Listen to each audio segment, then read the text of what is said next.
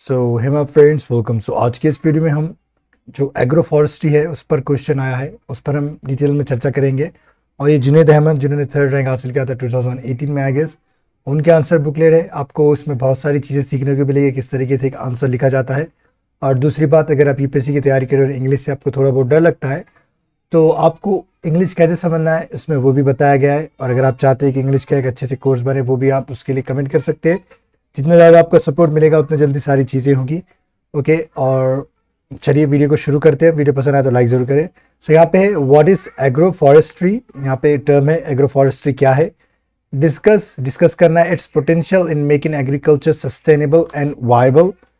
देखिए क्या है क्वेश्चन। डिस्कस इट्स पोटेंशियल मतलब एक तरह की ताकत समझ ली, इसकी क्या ताकत है, इसकी क्या मतलब किस तरीके से ये टिकेगा, मतलब क्या एक संभावना है, क्या कैपेसिटी है, वो तरीके से डिस्कस इट्स पोटेंशियल। यानी एग्रो फॉरेस्ट्री की पोटेंशियल हमें बताना है, संभावना, ताकत क्या है इसकी इन मेकिंग, बनाने में। इन मेकिंग यानी हम बार बार पढ़ रहे हैं, प्रीपोजिशन आया, फिर से वर्ब की फुल फॉर्म आई है।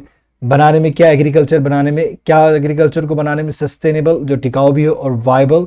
ओके, वायबल एक फिजिबल समझिए, मतलब जो कितना सक्सेसफुली कामयाब हो सकता है काम में, उसे हम वायबल कहेंगे। तो ये क्वेश्चन है कि एग्रो फॉरेस्ट्री क्या है वो बोलना है हमें, और इसकी पोटेंशियल बताना है, क्या संभावना है, कितनी ताकत है इसकी एग्रीकल्चर को सस्टेनेबल और वायबल बनाने में। सस्टेनेबल यानी टिकाऊ, वायबल यानी जो काम में सक्सेस हो सके उस तरीके से। एंड दिस कॉन्टेक्स्ट, तो इससे ताल्लुक से, इससे रिलेटेड से क्या चीज़ें बताना है। Discuss the salient feature of national agro forestry policy. Salient feature यानी बोलते हैं ना बहुत सारे वेरियस फीचर्स वगैरह, वो वाली साइलेंट नहीं है, सैलिएंट है। Okay, of national agroforestry. Okay, so agroforestry is a technique. So agroforestry एक तरह की टेक्निक है of mixed farming. देखिए, agroforestry is a technique of mixed farming wherein trees are planted along with crops to provide greater results, greater returns and sustainability to agriculture in the region. So agroforestry क्या है, एक technique है, किसकी है, एक mixed farming की है। Mixed farming पता है आपको, जहाँ पर मतलब प्लांट्स वगैरह भी लगाया जाता है और लिवली जो लाइफ स्टॉक होते हैं वो भी पाले जाते हैं, मतलब जानवर वगैरह। सो वो है वेरिन क्या है, जहाँ पर, वेर इन यानी जहाँ पर ट्रीज आर प्लांटेड, ट्रीज को प्लांट किया जाता है, अलॉन्ग विद यानी साथ किसके, क्रॉप्स के। क्रॉप्स यानी जो आप फायदे के लिए चीज़ें उगाते हैं उसे हम एक तरह से क्रॉप बोलेंगे। टू प्रोवाइड, ओके, प्रोवाइड यानी देने के लिए, मतलब देने के लिए। ग्रेटर रिटर्न्स, ग्रेटर रिटर्न्स यानी एक तरह का रिजल्ट ही समझ लीजिए। एंड सस्टेनेबिलिटी, और टिकाऊता मतलब टिकाऊ भी रहे, मतलब आगे भी चीज़ें वो इस्तेमाल कर सकते हैं आप। टू एग्रीकल्चर, एग्रीकल्चर को इन द रीजन, उस रीजन में। तो एक तरह की एग्रोफॉरेस्ट्री क्या है, एक टेक्निक है जिसमें मिक्स फार्मिंग की जाती है और प्लांट को, ट्रीज को जो है क्रॉप्स के साथ लगाया जाता है ग्रेटर रिजल्ट्स के लिए, ग्रेटर रिटर्न्स के लिए, प्रॉफिट के लिए, और सस्टेनेबिलिटी भी बरकरार रहती है एग्रीकल्चर की। ओके, कोई प्रॉब्लम्स नहीं होता है। ओके, उस रीजन में जहाँ भी इस रीजन में चीज़ को क्या है, अप्लाई किया जा रहा है, फॉलो किया जा रहा है। सो देखिए, Indian agriculture is done mostly on subsistence basis wherein productivity and farmers income is less। मतलब क्या, इंडियन एग्रीकल्चर क्या हमारा is done किया जाती है एग्रीकल्चर, इंडियन एग्रीकल्चर यानी किसान जो है, इंडियन एग्रीकल्चर जो है वो किए जाते हैं मोस्टली, ज़्यादातर ऑन सब्सिस्टेंस बेसिस। सब्सिस्टेंस यानी मतलब आपका सब्सिस्टेंस पूछे तो हम किस तरीके से आप कमा के खाते हैं, उस बेसिस पे ही आप क्या करते हैं, एग्रीकल्चर करते हैं। वेर इन प्रोडक्टिविटी, जहाँ पर प्रोडक्टिविटी क्या है, प्रोडक्टिविटी क्या होता है, जैसे हम एक कोई ट्री लगा रहे हैं तो उससे अपने को कितना मुनाफा होगा, वो ट्री अपने को कितना मुनाफा देगी, तो वो जो मुनाफा होगा, जो ट्री से हमें फ़ायदा होगा, वो एक तरह की प्रोडक्टिविटी है। आप अगर एक घंटे में 100-200 पेजेस याद करें तो वो आपकी प्रोडक्टिविटी है। तो वही productivity and farmers income is less. तो यहाँ पर क्या है, हमारे जो इंडियन एग्रीकल्चर इस तरह का है कि सब्सिस्टेंस बेसिस पर है, मतलब आपको कितना खाना है उतना ही उगाया जाएगा। और दूसरा, वो प्रोडक्टिविटी और इनकम फार्मर्स की कोई मायने नहीं रखती यहाँ पे, मतलब चुप ऐसे ही चल रहा है, इस तरीके से बोल रहे हैं यहाँ पे ये पैराग्राफ। ओके, फिर इसके बाद देखिए, agro forestry could help in making the agriculture more sustainable and viable. So agro forest क्या है, हेल्प कर सकता है इन मेकिंग, बनाने में, एग्रीकल्चर बनाने में, मोर सस्टेनेबल, टिकाऊ और वायबल। सो देखते हैं किस तरीके से, चलिए अब पॉइंट्स यहाँ पे लिखे गए और किस तरीके से, किस अंदाज में यहाँ पे लिखा गया, आप भी देख सकते हैं, आप भी इस तरीके से बना सकते हैं पेपर में। Farmer income, okay, farmers income क्या है यहाँ पे, will be increase with the planting of trees and it can provide 5 FS। देखिए, तो क्या है, विल बी इंक्रीज यानी फार्मर की इनकम क्या है, बढ़ जाएगी विद द प्लांटिंग, मतलब प्लांटिंग ऑफ ट्रीज के प्लांट करने से, मतलब लगाने से। एज इट कैन, जैसा कि ये प्रोवाइड कर सकता है 5 Fs, फूड, फ्यूल, फॉडर और फर्टिलाइजर से। या क्या है जरा हमें बताए कमेंट करके। ओके, ये वाला, ओके, और स्टॉर्म, विंड्स एंड सैंड। ये क्या है, ब्लॉक करेगा स्टॉर्म को भी, विंड्स को भी, और किस तरीके से करता है ये नीचे लिखा गया है। सॉइल फर्टिलिटी क्या होती है, देखिए, will increase as trees helps in seepage of water and prevention. देखिए सॉइल फर्टिलिटी क्या होता है आपको पता है, जैसे फर्टाइल जमीन है तो जरखे जमीन जिसे कहेंगे हम, अगर हम वहां पर कोई बीज लगाते तो वहां से पौधे ट्रीज वगैरह उगेंगे तो फर्टिलिटी ज़्यादा है वहाँ पर। ओके, सॉइल फर्टिलिटी होना ज़रूरी है हमें पेड़ पौधे लगाने के लिए। तो क्या होगी, इससे इंक्रीज होगी, एग्रो फॉरेस्ट्री से क्या होगी, इंक्रीज हो जाएगी soil fertility as trees helps.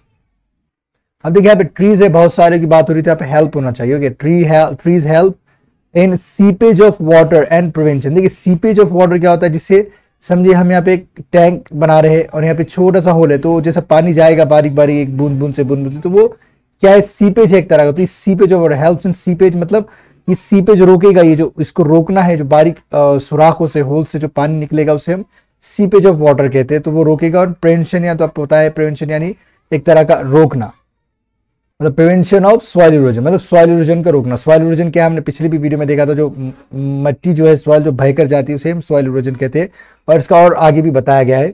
Okay, अब देखिए आगे बढ़ते हैं। Vulnerability to disaster and climate change will reduce.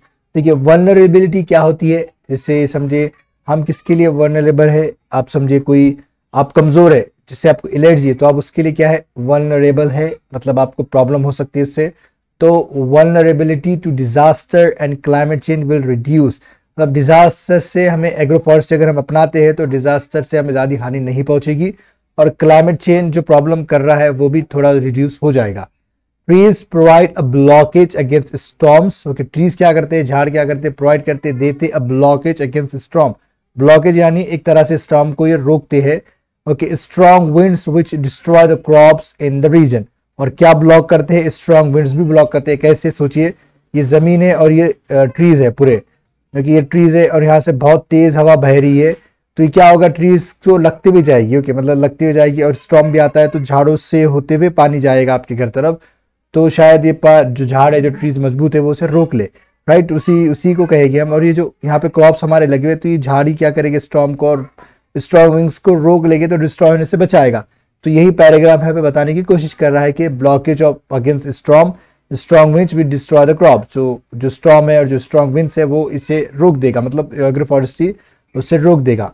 और कि अगर ट्रीज हम ज़्यादा लगाते तो ज़्यादातर एग्रीकल्चर पे ध्यान देकर बात की जा रही है। और environmental sustainability, okay, environmental sustainability भी रहेगी, इससे बरकरार रहेगी। ओके, सिक्वेस्ट्रेशन ऑफ क्या कहेंगे हम, CO2 यानी carbon dioxide is done by the trees and the menace of climate change and okay rising temperature could be controlled. देखिए सिक्वेस्ट्रेशन ऑफ कार्बन डाइऑक्साइड मतलब एक तरह से क्या होता है, हमारे ट्रीज क्या करते हैं, कार्बन डाइऑक्साइड को ले लेते, ऑब्जर्व करते, छुपा लेते अपने आप में, उस तरीके से सिक्वेस्ट्रेंट का इस्तेमाल हो रहा है। Is done by the trees, trees के जरिए सिक्वेस्ट्रेंट होता है, किसका, sequestration of Covid, sorry of not Covid, it is like carbon dioxide, right, CO2 and the menace, okay, जो मेनेंस यानी खतरा of climate change and rising temperature could be control. और जो इससे है, जो एनवायरमेंटल सस्टेनेबिलिटी से बरकरार रहेगी, क्लाइमेट चेंज और टेम्परेचर जो राइज होता है वो भी थोड़ा बहुत कंट्रोल में रहेगा, ये बता रहा है पैराग्राफ। ओके, तो हम और आगे बढ़ते हैं। थोड़ा सा ऊपर से चला गया, 2 सेकंड, थोड़ा सा नीचे लेना होगा इसे, right. Okay, now it's perfect. Okay, employment, okay, generation, okay, employment generation भी होगा in rural areas which can help in improving employment scenario. Okay, right. So ये क्या करेगा, एम्प्लॉयमेंट जनरेशन यानी काम देगा एक तरह से, कि इन रूरल एरियाज यानी रूरल एरियाज में, गाँव में, राइट, विलेजेस में, विच can help in improving employment, मतलब जो हेल्प करेगा एम्प्लॉयमेंट के सिनारी को। ओके, जो भी मंजर है अभी, किस तरीके से जॉबलेस बैठे हुए लोग, वो वाली चीज़ें। Target of forest cover to, okay, मतलब कितना है, 33% है। National agro forestry policy, okay, was formulated, मतलब टारगेट ऑफ फॉरेस्ट कवर क्या है कि ऑफ कितना है अपना, 33% है, तो इसीलिए हम क्या करें कि नेशनल एग्रो फॉरेस्ट्री पॉलिसी लेकर आए, फॉर्मुलेट किए, टू इंश्योर यानी ये सुनिश्चित करने के लिए, adaptation, okay, adaptation of this practice, जो भी ऊपर हमने बातें की जितनी भी, वो प्रैक्टिस को अडॉप्ट करने के लिए, उसे अपनाने के लिए, अडेप्ट करने के लिए, and ensuring, okay, sustainable forest cover in the country. और क्या इंश्योर करने के लिए, क्या सुनिश्चित करने के लिए, सस्टेनेबल फॉरेस्ट कवर करने के लिए। ओके, सस्टेनेबल यानी एक तरह से टिकाऊ समझ लीजिए, जो आगे भी चल के हम दूसरे हमारे जो भी आएगी जनरेशन वो भी इसे इस्तेमाल कर सके। Focus should be on providing good quality of seeds to the farmers. Okay, मतलब क्या है, फोकस किस पर होना चाहिए हमारा, ये चीज़ें देने में कि गुड क्वालिटी सीड्स दे हम किसी को, फार्मर्स को, ताकि वो अच्छे से बीज लगा के अच्छे से पेड़ पौधे क्या कर सके, लगा सके। फिर देखिए आगे देखते हैं, marketing channels for the sale of timber grown in the region. Okay, तो मार्केटिंग चैनल्स भी होना चाहिए किसके सेल के लिए, टिम्बर यानी लकड़ी जो ग्रोन की जाती है रीजन में, उसके लिए मार्केटिंग चैनल्स यानी इसे बेचने के लिए हमें एडवर्टाइज करना होगा। Okay, regulations in timber movement such as that of eucalyptus have been reduced as they become a reason for harassment by police officials। Okay, तो क्या timber movement जो such as जो था, क्या eucalyptus have been reduced, मतलब ये क्या है, eucalyptus एक तरह का पौधा है, ऑस्ट्रेलियन पौधा, बाकी जिससे हम बहुत सारी चीज़ें ले सकते हैं, जिससे लकड़ी वगैरह, वही है। ओके, हैव बीन रिड्यूस, तो इसे रिड्यूस किया गया एज दे बिकम रीजन, ये क्या बने थे, कारण बन चुके थे, for harassment by the police. Harassment यानी पुलिस इन्हें ऑफिशियल बहुत सता रहे थे, इसकी वजह से। इस तरीके से हम समझ सकते हैं इस पैराग्राफ को। तो आगे देखते हैं हम, डिसेमिनेशन ऑफ इंफॉर्मेशन थ्रू किसान कॉल सेंटर, मतलब डिसेमिनेशन यानी इंफॉर्मेशन का प्रचार प्रसार, ओके, सबको भी बात पता होना चाहिए, डिसेमिनेट हो, फैले वो बात, इंफॉर्मेशन थ्रू किसान कॉल सेंटर, यानी कॉल सेंटर, किसान कॉल सेंटर सेटअप किए गए। Procurement operations by the state along with, okay, 2 second थोड़ा सा नीचे ले लेता हूँ उसमें। Okay, now it's perfect now. Okay, now क्या है, along with, okay, मतलब procurement operation, मतलब procurement यानी खरीदारी की ऑपरेशन, किस तरीके से हम खरीदेंगे वो वाली चीज़ें, by the state के जरिए, along with साथ ही साथ, this social forest, मतलब ये जो एग्रो फॉरेस्ट्री की बात कर रही है, on community lands, okay, along the roads, on community land, एक तरह से community land होगा, along the roads, along के साथ भी रेलवेज पे also need to be promoted to ensure, ये सारी चीज़ें प्रमोट करने की ज़रूरत है, to ensure sustainability of environment, ये environment sustainable रहे, इसे सुनिश्चित करने के लिए इसे प्रमोट करना होगा, as well as better income to farmers in the country, और better income भी हो, बेहतर इनकम भी हो, किसके लिए, farmers के लिए in the country। सो देखिए ये सारे क्वेश्चन जो हम जुनैद अहमद के पढ़ रहे हैं वो ज़्यादातर डिटेल में नज़र आ रहे हैं, दूसरे जो हमने टॉपर्स के देखे वो ज़्यादातर बुलेट पॉइंट्स में लिखते हैं, जैसे अपने अपने ख्याल आते हैं, अपने अपने, इन्होंने 3rd रैंक हासिल की थी, और जितने हमने 1st रैंक वालों के आंसर को एनालाइज किया है उसमें हमने ज़्यादातर देखी कि वो लोग बुलेट पॉइंट्स में बहुत ज़्यादा आंसर्स लिख रहे थे, आपको भी पता है, राइट। और इन्होंने थोड़ा ज़्यादा डिटेल में चीज़ें बताई है। तो आपको क्या लगता है कमेंट में ज़रूर बताएं, और आपकी तैयारी भी कैसी चल रही है ज़रूर बताएं, प्री के लिए कैसी है, मेंस की, इंटरव्यू के क्या है हाल, ज़रा कमेंट में ज़रूर करके बताएं कमेंट, ओके। और वीडियो देखने के लिए आपका बहुत बहुत शुक्रिया।